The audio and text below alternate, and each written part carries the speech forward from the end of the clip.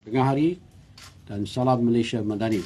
Pertamanya terima kasih kepada rakan media yang datang pada tengah hari ini untuk sidang media khas berhubung dengan tanggapan 10 anggota sindiket penggandaan dadah terbesar di Sabah. Sebelah kanan saya Datuk Seri Kamaluddin Mahdin, pengarah narkotik. Sebelah kiri saya Timbalan Pengarah Narkotik Datuk Zainuddin dan Datuk Zainal Madasari daripada JSK. Untuk makluman rakan media sebagaimana yang kita sedia maklum, selepas 40 tahun kita menghadapi isu dadah yang disiharkan sebagai musuh nombor satu negara pada 1983. Sekarang dah 2023. Dadah masih lagi musuh nombor satu negara. Walaupun kita ada banyak membuat tangkapan, rampasan, terusan dalam konteks menangani dadah ini, tetapi masih lagi merupakan ancaman besar. Kita ada undang-undang tanda nama bahaya, LPK, FOP sebagainya lah. Tetapi jelas dalam tempoh 40 tahun ni undang-undang yang ada ni nampak kurang berkesan dalam menangani isu pengedaran dan penyelundupan dadah. Yang banyak kita tangkap adalah pengedaran dadah yang daripada bawah tu, yang ke atas. Ketua-ketua sindiket dia memang sukar untuk kita mengambil tindakan sebab sebenarnya yang kita sedia maklum, bagi kes-kes 39B ni pembuktiannya terlalu tinggi dari segi pemilikan, pengetahuan, kawalan dan juga jagaan. Ini yang sukar untuk dibuktikan di mahkamah. Di samping itu, ketua-ketua sindiket dadah ni mereka tidak terlibat secara langsung dengan aktiviti pengedaran dadah. Jadi untuk kita membuktikan peranan mereka dalam ni memang sukar. Dan MO yang digunakan oleh sindiket dadah ni sentiasa berubah-ubah. Macam mana seperti mana yang dikatakan dimaklumkan oleh pengarah narkotik Datuk Seri Kamaluddin. Kadang-kadang sekarang ni dadah ni letak dalam kenderaan, ditinggalkan begitu. Jadi kita sukar untuk membuat pembuktian.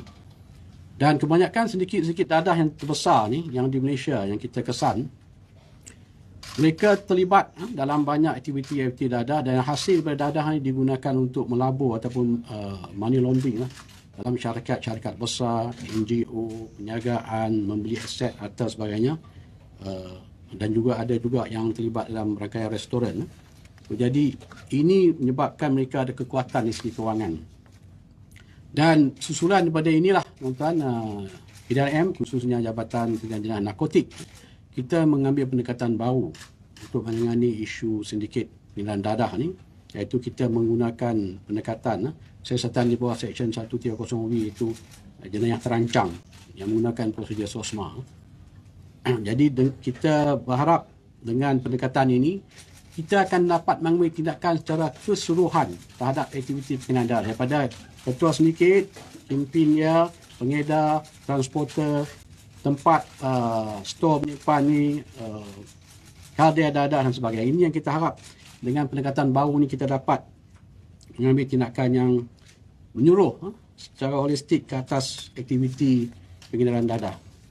Dan untuk makluman rakan media, pada 25 Disember jam 2.30 pagi satu operasi khas telah dilancarkan oleh Jabatan Siasatan Narkotik dengan kerjasama Eskom Sabah dalam mementras satu sindiket dadah paling besar di Sabah. Dalam operasi ini, beberapa serbuan telah dibuat di sekitar Kota Kinabalu, pantai timur Sabah, melibatkan daerah Tawau dan juga Sempuna.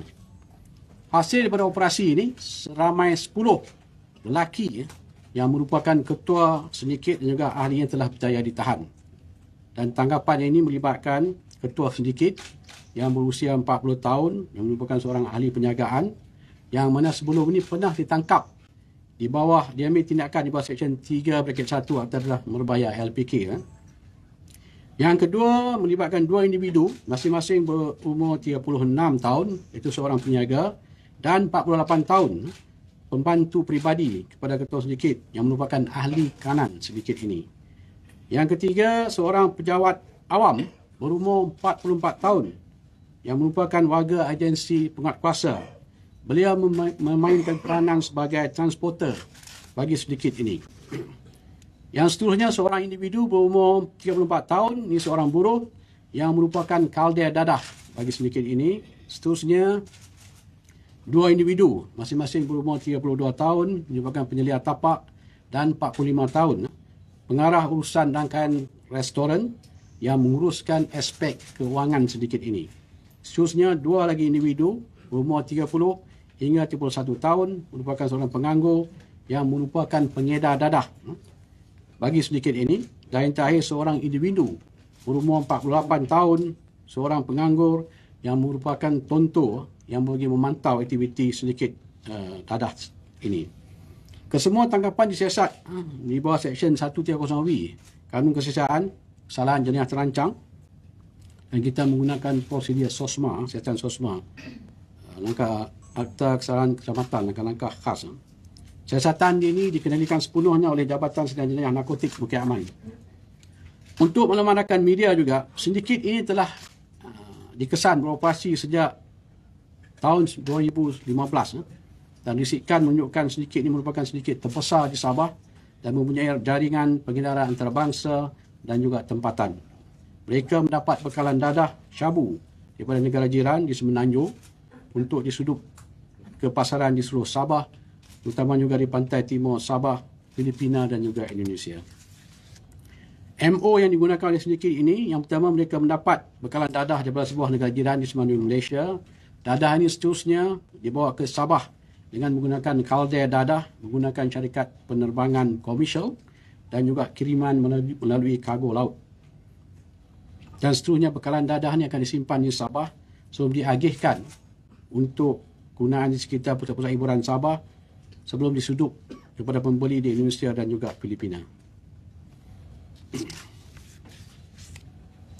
Kita juga selain pada menjaga kesihatan di bawah Seksyen 130B ini, Kanun Kesiasaan Kesalahan Jenayah Terancang, kita juga akan mengambil pendekatan untuk menyiasat di bawah mengambil tindakan di bawah Akta Pencegahan Penerimaan Wang Haram Amlat Puah. Kalau sebelum ni kesalahan di bawah 39B, kita menggunakan Akta Penuncut Hakkan Harta ataupun FOP. Tapi sekarang kita guna AMLA. InsyaAllah dengan pendekatan ini kita akan dapat merampas semua aset-aset wang tunai yang dimiliki oleh sindiket ini. Pada masa yang sama, untuk makluman rakan media, kita juga menyiasat kemungkinan sindiket ini juga terlibat dalam aktiviti penyeludupan kontraben serta barang-barang yang bersubsidi daripada Malaysia ke Indonesia dan juga Filipina. Dalam siasatan pihak PDRM juga, kita telah mengesan ahli sindiket ini memiliki pelbagai aset seperti kenderaan-kenderaan mewah, banglo, 12 syarikat perniagaan dalam bidang pelancongan, pembinaan, petrokimia, oil and gas serta pembuatan. Dan mereka juga mempunyai sebuah feri dan juga memiliki rangkaian restoran di Sabah. Dan ketua sindiket ini dikesan memainkan peranan sebagai penaung badan bukan kerajaan NGO yang bagi melindungi aktiviti haramnya. Untuk makluman rakan media, siasatan ke atas rangkaian sindiket ini masih diteruskan. Kita masih lagi mengesan saki-baki anggota sindiket ini. Dan siasatan juga menjurus kepada usaha merampas hasil kegiatan haram yang dimiliki oleh sindiket-sindiket ini. Dan sekali lagi kami ingin mengesahkan bahawa kita PDRM tidak akan bertolak ansur terhadap sebarang aktiviti pengedaran dadah di Malaysia ini. Kita akan mengambil tindakan tegas. Ada apa-apa soalan rakan media? Pak Rasri, berapa jumlah anggaran nilai aset-aset yang untuk sindiket ni? Sebab tu yang saya kata tadi ada 12 syarikat kenderaan banglo banyak masih lagi dalam siasatan kita. Datuk Sri, dia hantar Sabah dari Semenanjung ke Sabah dengan kedai. Dah berapa lama dia menjalankan cara yang sedemikian? Itu yang saya katakan, aktiviti dia sejak 2015. Tapi aktiviti yang ni berjalan dalam tempoh tersebut hingga sekarang.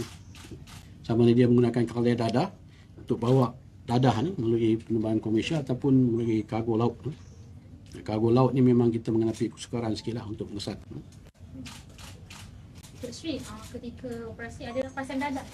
Tak ada. Sebab tu siasatan masih lagi berjalan. Seperti saya kata ada lagi tempat-tempat yang mungkin kita belum buat. Sebab yang sekarang ni fokus kita untuk menangkap ketua dan juga ahli sindiket dia. Ini bukan kes biasa yang 39B tu kita rampas dengan dadah tak ada. Ini kita nak menangani isu sindiket. Ni kita guna SOSMA ke Tok Sri? Sebelum ni pun kita ada guna tanggapan ke atas Nusa Boy yang mana aktiviti gangster yang ada kaitan dengan dadah ada kita tangkap ni semua. Tapi untuk sindiket dadah, inilah kali pertama yang kita menggunakan SOSMA. Dia bukan menggunakan itu prosedur. Bawah jenis terancang 130B tu. Okey? Tok Sri, total yang ditangkap termasuk ketua sindiket 10.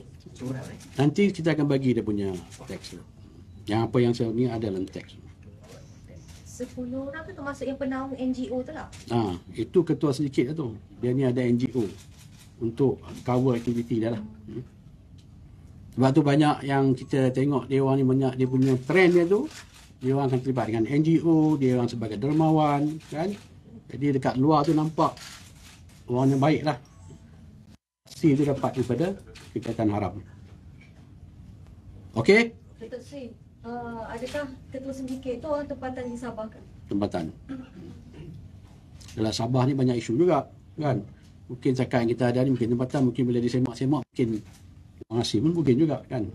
Bagi istilah dokumen dan sebagainya. Okey. Terima kasih kepada rakan media. Tok Sri, Soalan lain boleh? yang ketua sindiket tu ada apa-apa gelaran pinjam besaran Datuk. Tok Sri? Datuk Kita semak memang ada gelar Datuk dan kita akan maklumkan kepada apa negeri berkenaan lah yang untuk tindakan susulan ni. Memang Datuk yang ada gelaran Datuk. Datuk, dia punya NGO ada terlibat dengan orang politik ke? Kesihatan masih lagi berjalan. Habis. Datuk Sri, soalan lain boleh? Apa dia? Dengan yang 3 anggota PJA yang kena tangkap. Dah, riman dia akan tamat hari ini. So, kita akan minta sambung lagi riman. Saya ingin tegaskan di sini lah. Kita buat subuhan tu pada 21 hari bulan. Hari Khamis. Dan pada petang tu kita dah dapat maklumat pengadu daripada pemilik lah, yang mengatakan ada insiden melibatkan 3 anggotanya. Dan kita buat siasatan sebulan, kita tangkap pada hari Jumaat. So, tidak ada isu pun yang kita nak melindungi anggota kita ke pegawai kita seperti mana yang ditegaskan oleh Tan Sri IGP, kita tidak akan bertolak ansur. Kalau ada pegawai kita yang ditomah ataupun dituduh, kita akan menjalankan siasatan. Kalau ada asas yang cukup, kita akan tangkap. Kita tidak akan melindungi mana-mana pegawai ataupun anggota. Sama juga dalam konteks dadah. Kan?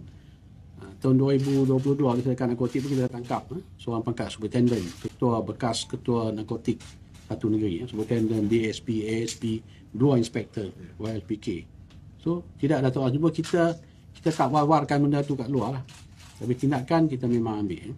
Sama dengan insiden ni lah yang melibatkan kita punya 3 warga PDA. Benda ni tidak akan melemahkan ataupun mengendurkan operasi-operasi yang kita akan lancarkan terhadap penempatan warga asing. InsyaAllah kita akan teruskan lagi. Ini bukan alasan untuk kita memberhentikan operasi-operasi melibatkan penempatan asing. Datuk Sri, 3 anggota tu sementara ni dibuang kerja ke macam mana? Belum lagi. Belum lagi, ya? Tahan. Kita akan Sama reman je lah. siasatan pun tak habis. Kita akan siasatan di bawah Seksyen 380 curi dalam bangunan. Siasatan ni akan IP akan dimajukan kepada DPP lah sebelum siasatan dilengkapkan. Kita minta riman lagi untuk siapkan siasatan kita. Okey. Datuk Sri, perkembangan kes Agus Wahab. Agus Wahab nanti pengarah CID akan bagi. Thank you, Datuk Sri. Datuk Sri, sorry, soalan nak tanya untuk kes langgar mati dekat Ipoh tu, kan media katanya tidak dapat liputan yang kata ambil gambar semua kat sana. Tu ada keluar, tengok dalam tu. Liputan tak dapat liputan, semua dah dapat liputan. Jadi macam mana kalau kita nak fahamkan orang ramai kat luar tu yang mungkin ada SOP yang mungkin ada SOP yang berbeza. So kalau untuk pegawai tinggi Tak ada, yang sama je. Tengok ada berbeza. Ada. Dia bawa ke escort semua tu yang sampai 6 kereta semua tu. Yalah, kes ni kes yang of interest banyak mendapat perhatian. So mungkin ada elemen-elemen untuk mengganggu atau menggugat keselamatan. Mungkin ada. Banyak orang yalah. Kita pun sedih dengan apa insiden berlaku ni. Tapi apa yang penting tindakan telah diambil. Dia pun cara dituduh, biarkan mahkamah akan menentukan. Salah ke tak bersalah ke apa, itu biar mahkamah menentukan. Prosedur escort ni kita kena tengok keadaan. Macam setengah bergantung pada ni suspek. Itu satu prosedur yang normal lah. Okey, terima kasih banyak. Terima kasih. Terima kasih banyak.